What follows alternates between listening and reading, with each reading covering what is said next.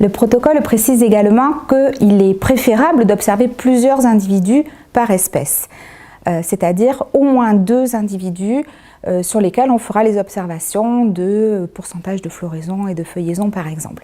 Alors pourquoi au moins 2?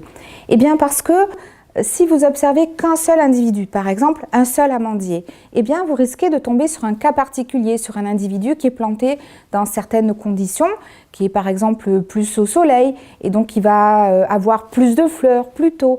Et ça sera lié pas seulement à lui en tant qu'amandier en réaction au changement climatique, mais aussi aux circonstances dans lesquelles il pousse.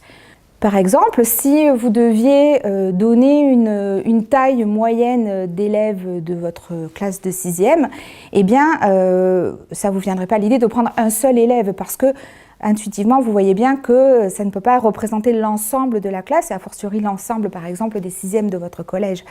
Ça sera éventuellement un cas particulier parce que cet élève-là sera plus grand que la moyenne ou plus petit que la moyenne.